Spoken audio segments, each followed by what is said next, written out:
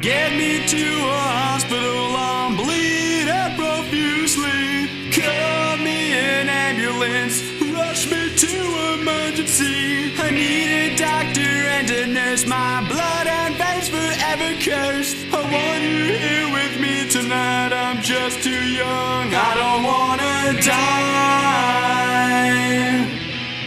die. Greetings and salutations. I'm the Eastside Ghoul. And to another episode of Whales from the Crypt, after no one demanding it, other than my producers. Now, I've been on vacation, and I've went around the L, and I went through all their local cemeteries and having their finest former population. I found out two things. One, people here eat a lot of pork. Like a lot of pork. And two, there was a third Tales from the Crypt movie. I've had bad luck with thirds or anything with the three in any horror movies franchise. Especially that one. Oh, God. So, I was presented to the third Tales from the Crypt movie by my producers who went to a flea market and found it. Now, I was wondering why, especially we, as in me and my producers, didn't hear about a third Tales from the Crypt movie. We are big fans of Tales from the Crypt. If you can't tell by the name of the show, Whales from the Crypt, we're big fans. And there's a very good reason we never heard about this. Because Universal didn't put it out. Universal has been putting out those movies since the conception of making Tales from the Crypt movies. And this was, I believe, it was never meant to be a Tales from the Crypt movie. For two reasons. One, it was shelved. It was made and shelved. It was made in 2001, shelved in 2002, picked up in 2006, and released under Dementia. Because Universal, my perception of Universal, they didn't let go of nothing. Hell, it took 20 years. Sorry about that. It took 20 years. My tormentor wanted to torment me. For Phantasm 2 to come out, and Ash vs. Evil Dead, they couldn't reference anything from Army of Darkness, because Universal will hold the rights to it. Well, they have an auction, and guess who won that lovely title? Dementia. Dementia is owned by Miramax. Miramax, once upon a time, was owned by, other than Disney, Harvey Weinstein.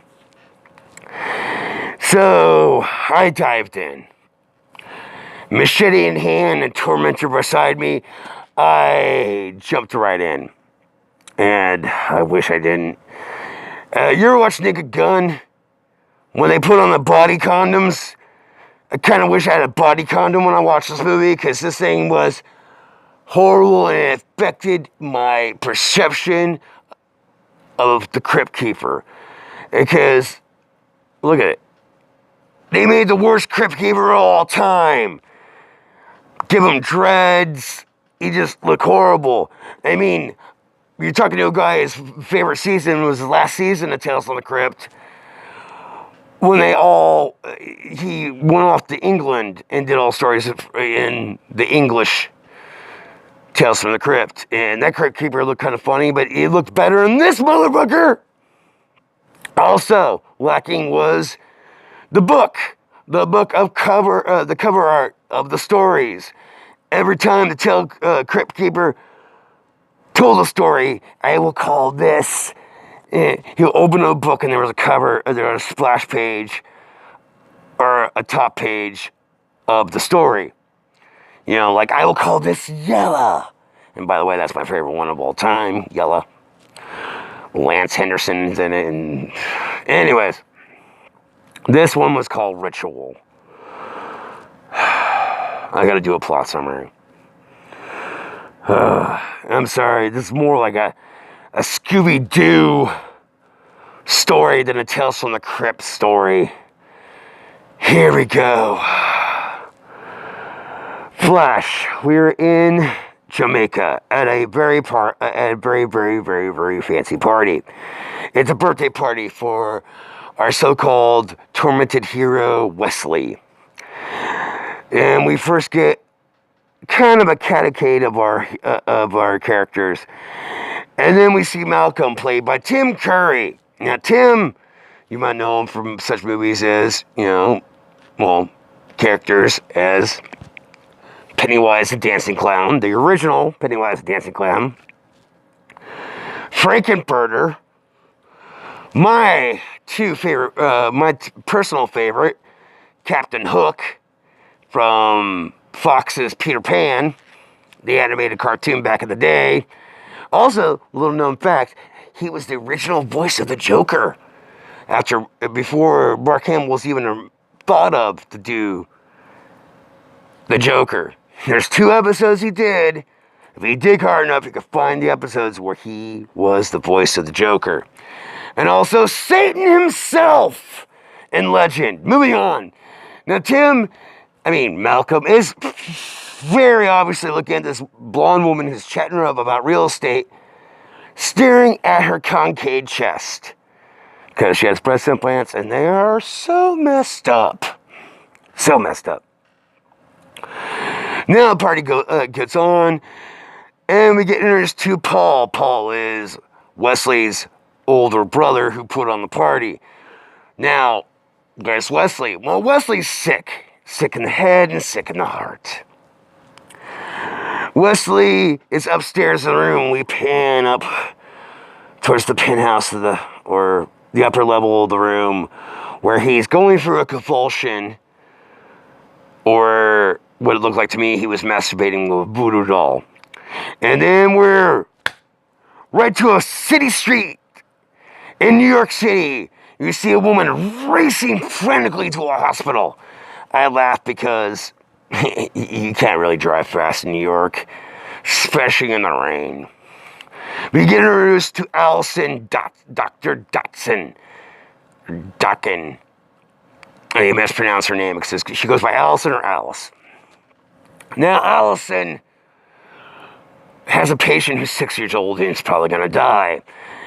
Now, after many times, Allison begging the chief of medicine to use this experimental drug on her patient, and after being refused, she accepts the fact that her patient's going to die and move on. No!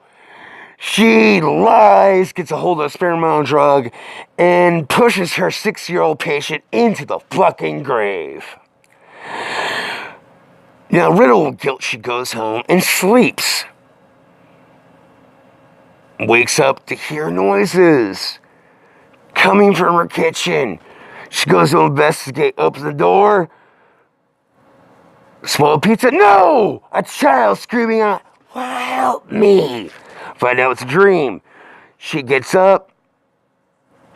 She walks to the table and picks up a note and find out, yes, her actions got her license suspended for 2 years. See, here's the thing. I know quite a bit of doctors have killed a handful of patients accidentally or unintentionally, or, just people just die. And they still have a license. Her license is gone. So, here's a little known fact, kiddies. If you ever become a doctor, if you lose your license in whatever state you practice medicine in, no worries, because you can go to another damn state and get a fucking license. It's like a series of cuts in this movie. That's why the story sounds choppy. Cut to Allison in a sweater, talking on the phone to her former administrative chief of medicine, talking to him about a new job she's gonna get. She's going for. And instead of like you or me just leaving that part out. She wants full her new employer. It's the P. Wouldn't do it. So, next thing we know, we're seeing stock footage of airplane flying, ocean. Next thing, an establishing shot to a plane saying Air Jamaica. And we see, oh, did I forget to mention that who's playing Allison, is Jennifer Grey. Yeah, you might know her from Dirty Dancing, or pretty much it. In my opinion, Dirty Dancing. What else do you need to know? I mean, it's Baby. You don't put her in the fucking corner. Didn't recognize her because, well, the old nose job in the late 90s make her, to me, unfucking recognizable. So, see Allison coming down the plane and then meeting her driver, and my driver's like, hey, I'll show you a good time later. I'm waiting for the doctor because we have a sexist joke. And you find out Jamaica is riddled by people who practice voodoo. I'm pretty sure that's not accurate. Anyways, moving on, meets her new employer, Paul. Paul tells Allison, hey, yeah, you gotta know about my brother. He's very, very sick. He believes he's a zombie. Jamaica, voodoo, zombies. That's Haiti, and this sounds more like going, while they're talking, sounds more like fucking Surfing the Rainbow to me. And move on. Bullshit after bullshit. A little flirtatious. Town whore introduces herself to Allison. Allison gets a lab. Allison goes to the party. Allison meets Malcolm, aka Tim Curry. Tim Curry hits on her. Wesley comes back down from his isolation, plays the piano badly, hits on Allison again. Allison gets affected, starts having really messed up dreams of spiders and slaughter. And Tim Curry tries to save her because she goes through convulsions in one of the fucking dreams, and performs CPR on her. Now, here's the thing about CPR. When you do it, you gotta do it on a flat surface, no pillow. He does it on a tour on a bed and a pillow behind her. Oh my god, this movie was horrible. So, Malcolm has a soft spot for Allison. Allison gets infected with this virus. And the rest is kind of bullshit. Malcolm feels bad because find out Malcolm, it unravels quickly. Malcolm made the virus. He was a former doctor turned veterinarian, and it was developed from felines, I guess, because last time you see Tim Curry, he's extracting blood from a kitty. And next thing you know, he's dead! Oh my god, he's dead. He's the only... And I blown over, realizing this is how bad the plot summary is. How bad the movie is. There's only 2 deaths in the damn movie. Later on, you go into it, turns into a whole scheme for property, discredit Wesley, make him mentally incompetent, so he can longer control the rights for his property, so his brother Paul could sell it off and make millions. So reveals, yes, I'm the reason why you're sick. I'm the reason you see zombies or think you're a zombie. So he asks Allison for help. Allison somehow, when she's sick, develops a way to cure herself and Wesley. And so Big Brother makes a call, scoops him up, takes him to a ritual ceremony, and then the big reveal, it was the town whore behind it the whole time, because the town whore is Paul and Wesley's half-sister. Because Daddy liked to fuck around on the island. So that revelation happened. Forces Allison to try to blow zombie powder into Wesley's face without a glove. She blows it into her face. She turns into a zombie. Allison and Wesley get married. It's like a total Scooby-Doo. I mean, even revealed with a mask pulling off. Straight out like Scooby-Doo. This movie was dreadful. Absolutely dreadful. And they should be ashamed of themselves, just like the people who did Day of the Dead remake of themselves. It was a cash grab towards people like me. And that was it. So I did what any good, respecting horror movie fan would do. I destroyed it. It wasn't even fit for the homeless people underneath my bridge. Wasn't even fit for it. So, far as I'm concerned, these are the two Tales from the Crypt movie to ever have. So, that being said, that jumbled up piece of shit's out of the way. I can move on to some other things. My producers say we're gonna do the convention circuit. Yes, the horror movie convention circuit. And my first convention is gonna be Horror Hounds in Indianapolis. August? Yes, August. August 24th for the 26th. And it's gonna be a doozy. Because not only do we have Kiefer Sutherland has been announced not even 12 hours ago. Before that, Billy Zane was announced. Lance Henderson's been announced to be there.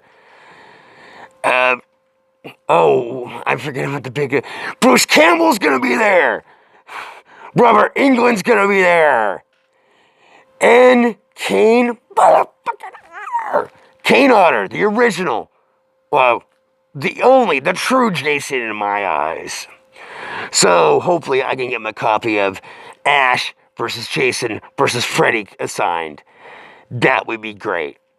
So, my producers wanted to get a booth so we could sell, like, little rare figures, like my Tormented figure right here. Or, art. But I had a better idea because, if you can't tell, we're very low budget.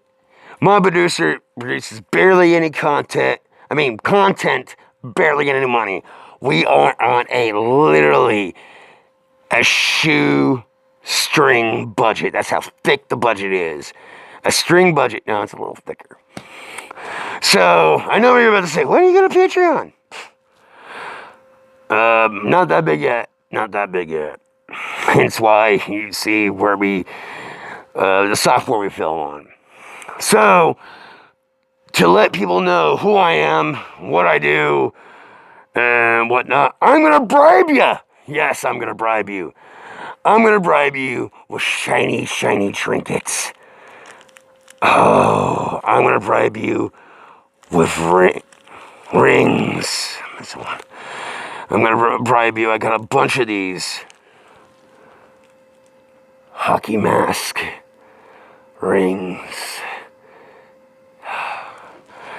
And here's the thing. If you recognize me and know what I am, say, hey, greetings and salutations, ghoul. And I'll give you one of these rings. I have like 6 of them. I have a couple skull ones. And I have art. I plan to be there the first 2 days. So it'll be the 24th or the 25th. And hopefully we'll have a great time.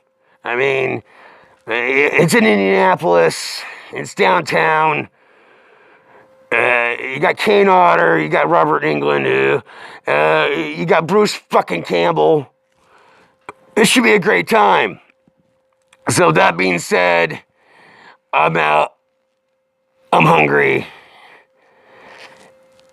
of dialogue. So, kiss, hugs, and belly rubs. And if it's night out, I'm out.